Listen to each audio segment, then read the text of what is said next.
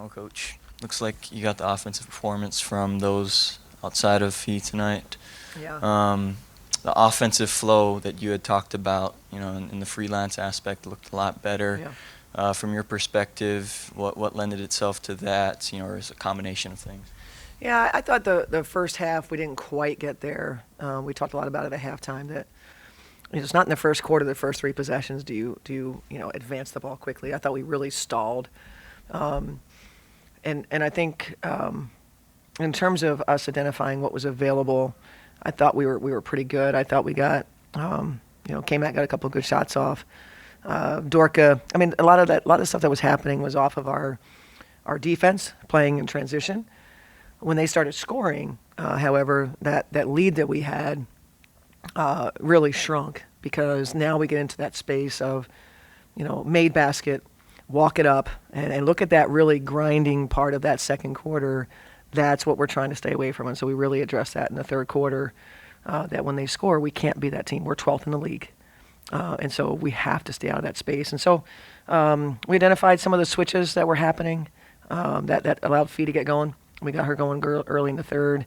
Some of the switching opportunities, we found them, played behind the switches, which was good. And both teams probably were happy with their offense, probably not so happy with their defense. With Kayla, you set up that opening play for her to get that wide open look. Yeah. Seemed to really boost her confidence out there. It didn't look like she hesitated at all. Yeah, and that was big. We had a conversation about, players like her.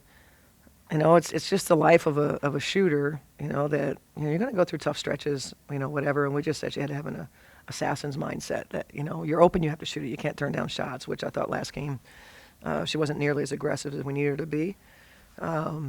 Identifying, for her that hey, we have Fee is a very obvious part of the big three. And then from there, where are we? And K-Mac can't fade into the background. So I think she took that to heart. Tried to run plays for her, especially, when she saw one go down. We got a couple more plays in for her where she was open. But she had the right mindset for us, for sure. And she was guarding Lloyd for much of the first half, probably a little bit less in the second half. But she did a good job both ends. Diamond played 31 minutes tonight. Didn't intend that.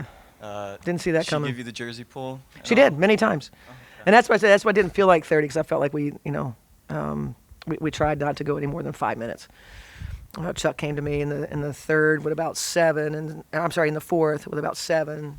Saying I got to get her out because she can't play a 10-minute quarter, and so I thought we did a pretty good job with that. Got her right back in, but I think overall she largely felt pretty good. Cheryl, how many dimensions does Diamond bring to your team when she's playing in the way she did? Transition, Yep. ISO scoring. What'd you make of her comeback? Yeah, I mean that's who Diamond is. I think I don't know how much it was helpful to her to watch a little bit. But Diamond's game, every time she plays a game, is going to be persistent to get in the paint, and she was able to find that little bit. She also made some perimeter shots. Liked the threes that she took. That's good. They don't always go in, but that's an evolution to her game. She has to take them and has to continue to work on them. 5 assists, really good. I thought she was really good in terms of not forcing. Maybe before the injury, you might have seen her. She had a couple moments where she was really persistent trying to get a shot off. I think her teammates were talking to her. And she found, some really good opportunities to kick it back out to the perimeter for easy shots. And so just a really, really good controlled game for Diamond. I also thought Lindsay Allen did an incredible job for the most part of getting you guys into sets. Yeah. First quarter, especially a couple of passes that I don't know how she saw them. Yeah. And then guarding Lloyd a lot in the second half as well. What do you make of just her stepping in? And I mean, all your stars did great. And I think that's in large part because of her. Yeah, no, for sure. That was probably Lindsay's best game of the season for us. Efficiently scoring the ball, recognition of when she had opportunities, like you said, finding people, with the 9 assists. I like some of the rebounds she got in there for. We needed that. We talked about the guards have to rebound in this game. So she was really helpful in that. She's just a competitor. And she was recognizing, again, she's a good pick and roll player. So she was recognizing what was available, making right reads. That last possession where she threw it with her left hand to the weak side of the floor off the help, and then Dorka was able to make the extra pass to K-Mac. That's all at the hands of Lindsay, who, made it easier for everybody else. And that was probably a microcosm of the game. Cheryl, I think you talked about it just a second ago, but in terms of Diamond, how have you viewed her learning curve in terms of maybe in her head thinking stuff that she can get away with in college, and now she's realizing she's not able to get away in this league? How have you kind of viewed that learning curve for her? It's only 6 games. It's mostly on the defensive side, and she'll tell you this, that she could get away with a lot of not doing some things defensively in college, and that was one of her first recognitions of like, oh shit, like these players, if I don't defend, I'm going to get scored on.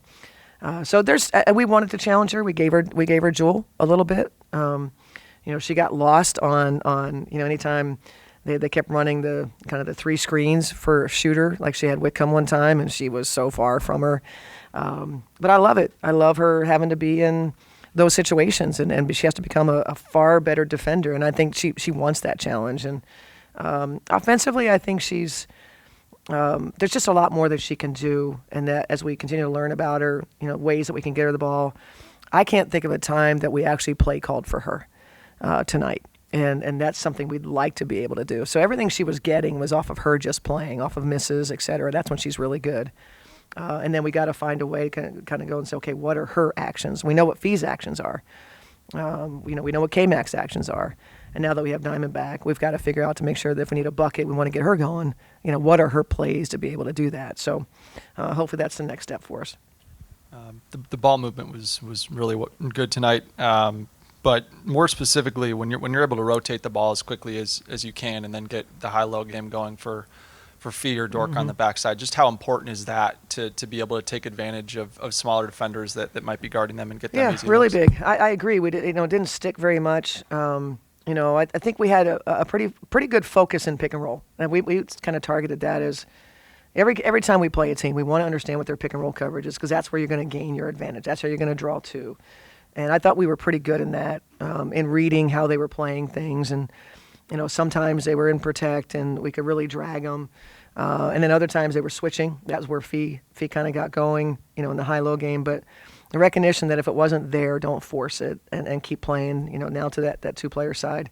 So I thought we played through the clock pretty well. There was a stretch there where I didn't think our urgency was great enough. And we were having the ball in our hands with 3 seconds to go with really nothing to go, nothing going. But overall, 25 assists was good. Probably my focus is going, okay, so we know we won't get the same things. What are they going to adjust on? And then we certainly have to be a lot better defensively on the road. And then, just sticking with the defense, I guess, more specifically, I mean, you did do a pretty good job on Jewel. Just how much of a luxury is it for you as a coach to be able to just look at Kayla McBride and say, you've got Jewel Lloyd, and trust that she. Here's what I'm not ready to say. I'm not ready to say our defense was what happened. I think we need to go look at those shots and go, if she gets those same shots and she gets going, she might be the one that has 33. And the others aren't going to get theirs, but I wasn't so sure that our defense, I've seen her make a lot of those shots, so it just wasn't her night tonight. We go out there to Climate Pledge and we give her the same shots. I'm not so sure. I didn't like some of the switches we were making. We were putting bigs on her, and that's when she sized them up and shot the 3. So, but with regard to K-Mac, not to take anything away from her, but she's guarded her for years. They know each other really, really well. And K-Mac does a really good job in staying in place, staying connected. She really trusts herself against Jewel to know her instincts. So I would imagine that if I looked at K-Mac, if we had Second Spectrum, which we'll have here soon, and we could see those matchups, we could kind of see. But I have a feeling when we watch it, we'll like K-Mac's coverage, but we probably won't like the rest of it. And then last one for you, Fee obviously has taken a step forward with her 3-point shot, but it feels like her mid-post game really is taken to another level this year. Does her scoring and her dominance at this point just feel inevitable every night? I'm not quite there in terms of, but I'm a Virgo, and we tend towards the negative, so that's hard for me. I think her evolution definitely inevitable, and each game she plays, she's kind of recognizing the difference. Ezzie Magmagor is a really good defender. I wasn't so sure. I mean, some of those shots she made over Ezzie, I mean, you just got to go, wow, that, because it was nice. That's her move, right? That little fall away on that left block. But I liked because I wasn't so sure we were going to be able to be in the paint on these guys with 6'6" Russell and with McGregor. I wasn't so sure. And some of it was maybe created with some of our pick and roll play, but Fee kept finding herself down there in really good opportunities. And I think the evolution of Fee to clearly be an all-star at this point with only, how many games have we in this? 14 games into the season, which is really strange that we're selecting an all-star game with 14 games, our all-star team. But for Fee to be in that conversation look at the players that are in the front court that Fee is right there with. That's great news for our franchise. Cheryl, I haven't seen your final offensive efficiency numbers, but 8 turnovers for this team is not bad. How much of that do you think is folks finally getting comfortable with each other and knowing what each other's capable of and what they like to do offensively? Yeah, I think when we talk about the areas that we've improved, those that were at practice for the media sessions, I think somebody asked that, where have we improved? I think it was Doogie. That I think we're not turning it over at the clip that we were to start the season. That's been huge. And so I think what you'll see from us is, I think maybe before we just wouldn't have regard for what the next pass was. Now we're turning and looking, going, if it's even close, we're just not throwing it. And we're finding something else to do. We're still almost doubled up in points off turnovers. That just seems to be our life. Because we're not turning people over. That's not what we're going to score, unfortunately. We're finding other things that we're doing well. But I think if you go and look, our assist to turnover ratio has improved, and particularly just in general, how much we're turning it over. We're not bad. I think we're middle of the pack for at least a 5-game stretch, and that's pivotal for us for sure.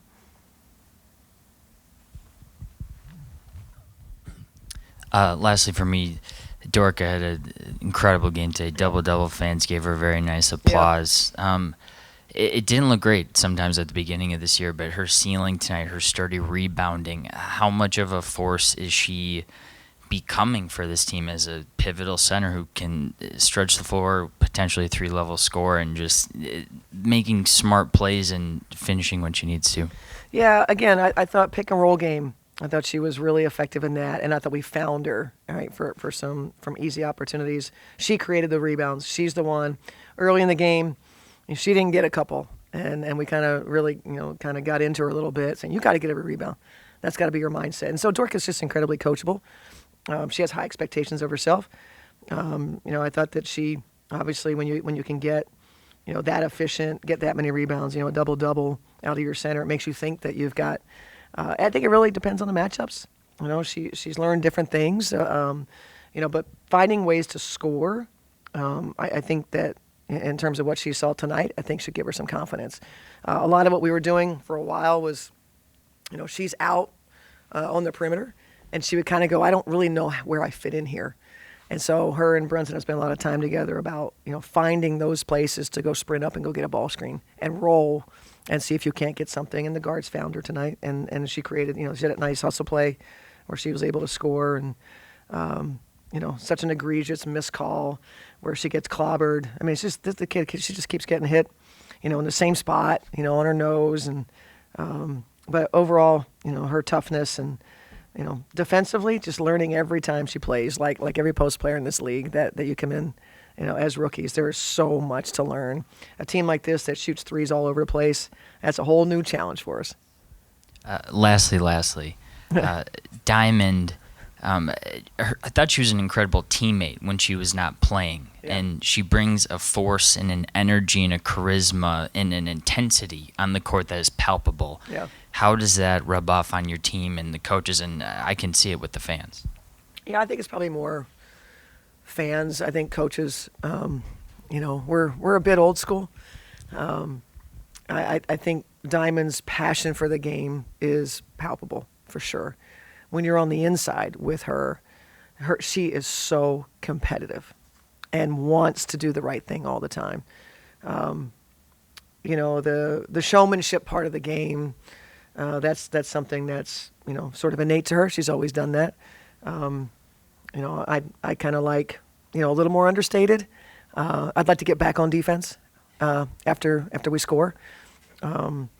And, there's all these new things that these kids do, that, it's not necessarily, but hey, we'll keep playing well. And I just don't like starting a fire with another team. I don't like that part. So I'm always err on the side of, just keep your head down, do your job. But again, I'm a bit old school. It's worked. Yeah. I think For me or for her? I think that flows well into what I was going to ask you. Very quick. Did you see the Jordan shrug from Diamond after she had that? She had a Jesus, step-through no. finish, sort of from the baseline, and then I saw her. She I'll made get to eye watch that contact with film you. and maybe see what other people saw. I did not. Again, I'll just say that she enjoys playing the game, and who doesn't love that? And she'll figure out, because hey, you're a rookie. You do some of that stuff to get ready to get knocked on your ass. Now there are some players that watch that and kind of go, they can't wait to. But I think Diamond's joy is what I take from it. I would take that every day of the week. The joy that she plays with, the passion that she plays with, the want to that she has. You guys mentioned, being a good teammate. I haven't had many injured players that I can think of that I felt like they were so engaged in a timeout, because it's just really easy to fade into the background and not feel part of it. And she defied all of that. And it just speaks to, she's just really, really competitive and loves to be a part of it. So those are my takeaways, her passion for it. I'm glad the fans like her. That's great too. And then 2 quick questions on the Zoom. First, we'll go MA and then followed by Mitch. Yeah, Coach Reeve, you mentioned, Diamond personality-wise, all that, but also her game. I wonder, how good is it for her that she has a teammate like Fee, who is sort of different personality-wise, but is somebody who is so versatile for her size? I know they're different types of players, but how much does it help her to watch what Fee does and the way that she does it? I think tremendously helpful. And really from day one of training camp, Diamond and Fee played well together. I think both of their versatility, they played off of each other. They had a nice connection.